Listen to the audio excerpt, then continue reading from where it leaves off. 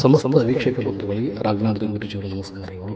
ಈ 2026ರಲ್ಲಿ ಏನೆಲ್ಲ ಒಳ್ಳೆಯದಾಗುತ್ತೆ, ಏನೆಲ್ಲ ಕೆಟ್ಟದ್ದಾಗುತ್ತೆ, ಏನೆಲ್ಲ ಶುಭ ಕಾರ್ಯಗಳು ಮಾಡಬಹುದು, ಏನೆಲ್ಲ ಕಾರ್ಯಗಳು ಮಾಡಬಾರ್ದು. 2026 ಕನ್ಯಾ ಲಗ್ನದಲ್ಲಿ ಜನ್ಮ ತಾಳಿದೆ. ಹಾಗಾಗಿ ಸಮಸಪ್ತಮದಲ್ಲಿ ಶನಿಯ ಪ್ರಭಾವ ಬಹಳ ಪ್ರಬಲವಾಗಿರುತ್ತದೆ. ನಿಜವಾಗಲೂ ಕೂಡ ನಾವು ಬಹಳನೇ ಅರ್ಥ ಮಾಡಿಕೊಂಡು ತಿಳ್ಕೊಂಡು ಬಹಳ ತಗ್ಗಿ ಬಗ್ಗಿ ನಡೆಯುವಂಥ ಸಮಯ 2026ರಲ್ಲಿ ನಮಗೆ ಬಂದಿದೆ. ಹಿಂದೂ ಸನಾತನ ಧರ್ಮ ಶಾಸ್ತ್ರೋಕ್ತವಾಗಿ ನೋಡೋದಾದರೆ 2026 ನಮಗೆ ಯುಗಾದಿ ನಂತರ, ಚಂದ್ರಮಾನ ಯುಗಾದಿ ನಂತರ ಬರುವಂಥದ್ದು. ಈ ನವಗ್ರಹಗಳು, ಜ್ಯೋತಿಷ್ಯ ಶಾಸ್ತ್ರ, ಪುರಾಣಗಳು ಯಾವುದೂ ಸಹ ಸುಳ್ಳಲ್ಲ, ಎಲ್ಲವೂ ಇದೆ. ಬಟ್ ನಮ್ಮ ಎಷ್ಟರ ಮಟ್ಟಿಗೆ ನಾವು ಅದರೊಟ್ಟಿಗೆ ನಮ್ಮ ಬಾಂಧವ್ಯವನ್ನು ಬೆಸೆದೀವಿ ಅನ್ನುವಂಥದ್ದನ್ನು ಮುಖ್ಯ.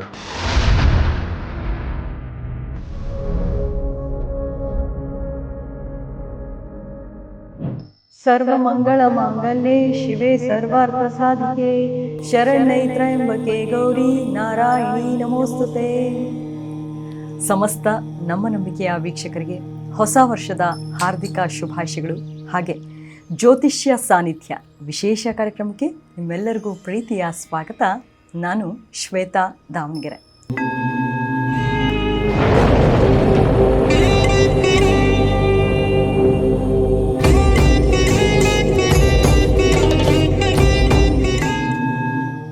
ವೀಕ್ಷಕರೇ, ಒಂದು ದೇವಸ್ಥಾನಕ್ಕೆ ಅಥವಾ ಒಂದು ಪುಣ್ಯ ಸ್ಥಳಕ್ಕೆ, ಕ್ಷೇತ್ರಕ್ಕೆ ಹೋಗಬೇಕಾದ್ರೆ ಆ ತಾಯಿ ಜಗನ್ಮಾತೆಯ ಕೃಪೆ ಇರಬೇಕು ಅಂತ ಹೇಳ್ತಾರೆ. ಇವತ್ತಿನ ನಮ್ಮ ಕಾರ್ಯಕ್ರಮದಲ್ಲಿ ಇರುವಂತಹ ಗುರುಗಳಾಗಿರ್ಬೋದು ಅಥವಾ ಅವರ ವ್ಯಕ್ತಿತ್ವ ಆಗಿರ್ಬೋದು, ಆ ವ್ಯಕ್ತಿ ಬಗ್ಗೆ ಹೇಳಬೇಕು ಅಂದರೆ ನಿಜಕ್ಕೂ ನಮ್ಮ ಅದೃಷ್ಟವೇ ಅನಿಸುತ್ತೆ. ಯಾಕೆಂತಂದರೆ ಅಸ್ಸಾಂನ ಗುವಾಹಟಿಯಲ್ಲಿರುವಂತಹ ಮಾ ಕಾಮಾಖ್ಯ ದೇವಿಯ ದೇವಸ್ಥಾನಕ್ಕೆ ಅದೆಷ್ಟು ಬಾರಿ ಭೇಟಿ ನೀಡಿದ್ದಾರೋ ಆ ತಾಯಿ ಜಗನ್ಮಾತೆಗೆ ಗೊತ್ತು ಅಂತ ಹೇಳ್ಬೋದು. ಯಾಕಪ್ಪ ಇಷ್ಟೆಲ್ಲ ಪೀಠಿಕೆ ಇವತ್ತು ಅಂತ ಹೇಳ್ತಾ ಇದ್ದೀರಾ? ಯಾಕೆಂತಂದರೆ ಹೊಸ ವರ್ಷದ ಹೊಸ್ತಿಲಲ್ಲಿ ನಾವೆಲ್ಲರೂ ಇದ್ದೇವೆ. ನಮ್ಮೆಲ್ಲರಿಗೂ ನಮ್ಮ ಭವಿಷ್ಯದ ಬಗ್ಗೆ, ನಮ್ಮ ದೇಶದ ಬಗ್ಗೆ, ರಾಜ್ಯದ ಬಗ್ಗೆ ತಿಳಿದುಕೊಳ್ಳುವಂತಹ ಕುತೂಹಲ ಇದ್ದೇ ಇರುತ್ತೆ. ಅದೆಲ್ಲವನ್ನ ಸಮಗ್ರವಾಗಿ ತಿಳಿಸ್ಕೊಡೋದಕ್ಕೆ ಇವತ್ತಿನ ನಮ್ಮ ಕಾರ್ಯಕ್ರಮದಲ್ಲಿದ್ದಾರೆ ಶ್ರೀ ಕಾಮಾಖ್ಯ ದೇವಿಯ ಉಪಾಸಕರು, ಜ್ಯೋತಿಷ್ಯ ಶಾಸ್ತ್ರಜ್ಞರು, ವಾಸ್ತು ಶಾಸ್ತ್ರಜ್ಞರು, ಸಂಖ್ಯಾಶಾಸ್ತ್ರಜ್ಞರು, ಹಾಗೆ ಆಧ್ಯಾತ್ಮಿಕ ಚಿಂತಕರಾಗಿರುವಂತಹ ಶ್ರೀ ರಾಘವೇಂದ್ರ ಗುರೂಜಿಯವರು. ಬನ್ನಿ ಅವರ ಕಾರ್ಯಕ್ರಮಕ್ಕೆ ಬರಮಾಡ್ಕೊಳ್ಳೋಣ. ಗುರುಗಳ ನಮಸ್ತೆ, ನಮಗೆ ಸ್ವಾಗತ. ನಮಸ್ತೆ. ನಮಸ್ತೆ. ಜಗನ್ಮಾತಾ ಶ್ರೀ ಆದಿಪರಾಶಕ್ತಿ ಕಾಮಾಖ್ಯ ದೇವಿ ನಮೋ ನಮಃ. ಸಮಸ್ತ ವೀಕ್ಷಕ ಬಂಧುಗಳಿಗೆ ರಾಘವೇಂದ್ರ ಗುರೂಜಿಯವರ ನಮಸ್ಕಾರಗಳು. ವೀಕ್ಷಕರೇ, ಈಗಾಗಲೇ ಅಮ್ಮವರು ಹೇಳಿದ ಹಾಗೆಯೇ ಕಾಮಾಖ್ಯ ಶಕ್ತಿ ಪೀಠದಲ್ಲಿ ಅಮ್ಮನ ಅನುಗ್ರಹ ಎಲ್ಲರಿಗೂ ಕೂಡ ಸಕಾಲದಲ್ಲಿ ದೊರಕ್ತಾ ಇದೆ. ಹಾಗೆ ನಿಮ್ಮೆಲ್ಲರಿಗೂ ಕೂಡ 2026ರಲ್ಲಿ ಎಲ್ಲರಿಗೂ ಕಾಮಾಖ್ಯ ದೇವಿ ಅನುಗ್ರಹ ಆಶೀರ್ವಾದ ಸಿಗಲಿ ಅಂತ ಹೇಳಿ ಆ ತಾಯಿ ಜಗನ್ಮಾತೆ ಆದಿಪರಾಶಕ್ತಿಯಲ್ಲಿ ನಾನು ಕೇಳ್ಕೊಳ್ತೇನೆ. ಗುರುಗಳೇ, ಹೇಗಿದ್ದೀರಾ? ಚೆನ್ನಾಗಿದೆ ನಮ್ಮ ತಾಯಿ ದೇವಿ ಆಶೀರ್ವಾದ ಅನುಗ್ರಹ ಚೆನ್ನಾಗಿದೆ ನಮ್ಮ. ಸರಿ ಗುರುಗಳೇ, ಇನ್ನು ಇಡೀ ನಾನು ಹೇಳ್ದಾಗೆ ಈ 2026ರ ಹೊಸ್ತಲಲ್ಲಿ ಏನಿದ್ದೀವಿ ನಮ್ಮೆಲ್ಲರಿಗೂ ಕೂಡ ಕುತೂಹಲ ಇದ್ದೇ ಇರುತ್ತೆ.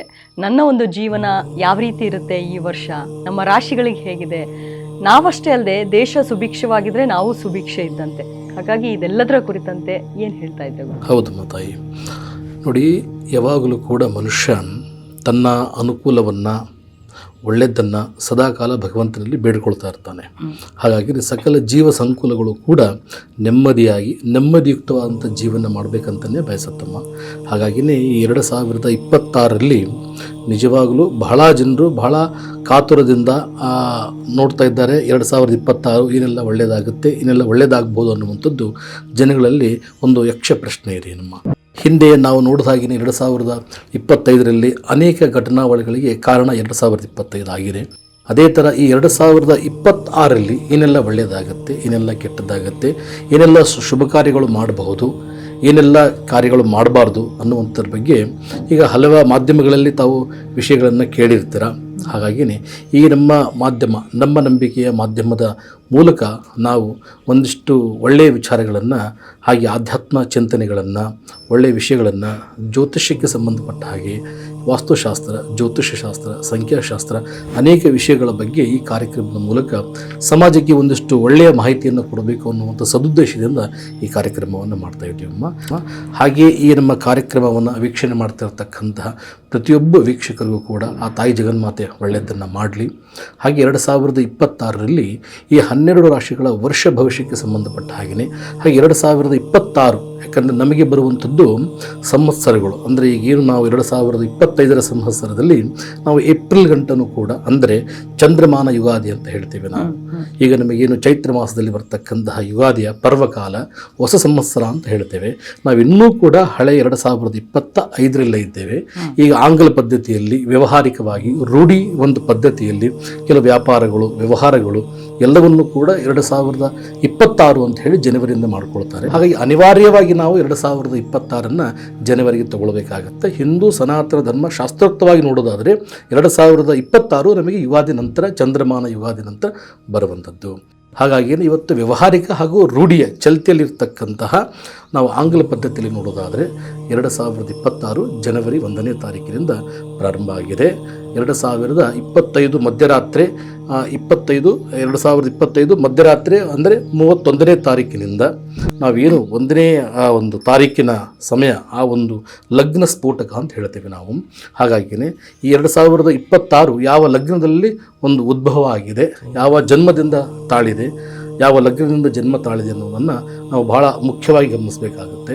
2026 ಕನ್ಯಾ ಲಗ್ನದಲ್ಲಿ ಜನ್ಮ ತಾಳಿದೆ. ಹಾಗಾಗಿ ಸಮಸಪ್ತಮದಲ್ಲಿ ಶನಿಯ ಪ್ರಭಾವ ಬಹಳ ಪ್ರಬಲವಾಗಿರುವಂಥದ್ದು. ನಿಜವಾಗಲೂ ಕೂಡ ನಾವು ಬಹಳನೇ ಅರ್ಥ ಮಾಡಿಕೊಂಡು ತಿಳ್ಕೊಂಡು ಭಾಳ ತೆಗ್ಗಿ ಬಗ್ಗೆ ನಡೆಯುವಂಥ ಸಮಯ 2026ರಲ್ಲಿ ನಮ್ಮಗಳಿಗೆ ಬಂದಿದೆ. ನಾವು ಹಿಂದೊಮ್ಮೆ ಎಲ್ಲ ಕೊರೋನಾದಂತಹ ಮಹಾಮಾರಿ ಸಮಸ್ಯೆಗಳಿಗೆ ಅನೇಕ ಜನರು ತುತ್ತಾಗಿದ್ದಾರೆ. ಅನೇಕ ಕಷ್ಟ ನಷ್ಟಗಳು ಕೂಡ ರಾಷ್ಟ್ರ ಹಾಗೆ ಇಡೀ ಪ್ರಪಂಚವೇ ಕೂಡ ಕಂಡಿದೆ.